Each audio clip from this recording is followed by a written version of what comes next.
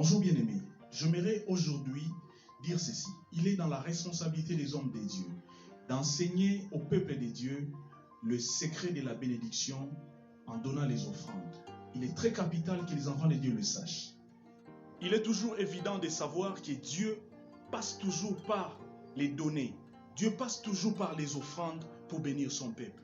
Il est très capital que les hommes de Dieu insistent là-dessus, que Dieu passe par les offrandes pour les bénir. J'aimerais par le biais de ces numéros encourager tous les enfants de Dieu, tous les hommes de Dieu à toujours donner les offrandes, à soutenir l'œuvre de Dieu, car Dieu passe par là pour nous bénir. C'est un moyen par excellence. J'aimerais par la même occasion rappeler un détail qui semble être aujourd'hui dans les oubliettes par rapport au service d'offrande. Quel est ce détail? Quel type d'offrande que Dieu agrée? Dieu agrée-t-il toute forme d'offrande? Je vous encourage à donner les offrandes, à donner vraiment à soutenir l'œuvre de Dieu. Mais seulement, j'aimerais vous dire, Dieu n'agrée pas toutes les offrandes. En tout cas, non. Dieu n'agrée pas toutes les offrandes. Souvenez-vous de Caïn et Abel. L'offrande, par définition, vient du verbe offrir. Et que veut dire offrir? Offrir veut dire donner ou présenter quelque chose à quelqu'un en souhaitant qu'il l'accepte. Il y a deux aspects dans cette définition. Par rapport à cette définition, bien-aimé, il ne suffit pas seulement de donner à Dieu, mais de souhaiter que Dieu puisse accepter, ou en d'autres termes, agréer. C'est ce qui s'est passé avec Caïn et Abel.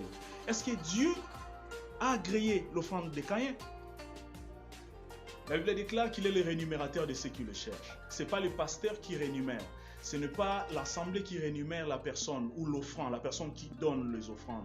Mais c'est Dieu. Alors, il faut vous rassurer que Dieu puisse agréer pour vous récompenser. Beaucoup de chrétiens ne sont pas rémunérés par rapport à leurs offrandes, par rapport à leurs efforts, par rapport à leurs sacrifices. Parce qu'ils ne donnent pas l'offrande selon Dieu. Ils ne donnent pas l'offrande que Dieu agrée. Il y a une offrande que Dieu agrée, que nous devons apprendre. C'est important. Dans le récit de Caïn et Abel, Genèse chapitre 4, la Bible déclare: Dieu regarda d'abord Abel et puis son offrande. Il est toujours important de savoir que Dieu regarde d'abord la qualité du cœur avant de regarder l'offrande physique. Toujours important, bien-aimé, dans le Seigneur, de savoir que Dieu regarde la qualité du cœur de l'offrande, de la personne qui offre, et non la quantité de l'offrande. Un jour, Jésus-Christ l'a dit devant ses disciples.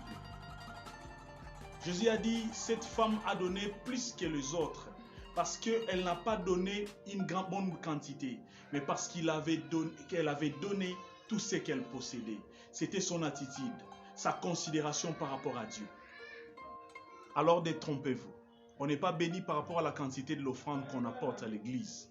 On est béni par rapport à la qualité de nos cœurs, à la considération, à la révélation qu'on a de cette offrande qu'on offre à l'être suprême. Par là, bien-aimé, j'aimerais dire ceci. Il ne suffit pas de donner les offrandes tout en remplissant un devoir. Il est important de vous poser la question: est-ce que l'offrande que j'offre est-elle agréée par la personne qui reçoit? Donner les offrandes est un grand secret de la bénédiction. On est béni quand on donne les offrandes. Dieu passe par là. Mais seulement, bien-aimé, j'aimerais attirer votre attention. Dieu ne regarde pas la quantité, mais la qualité de l'action. Merci.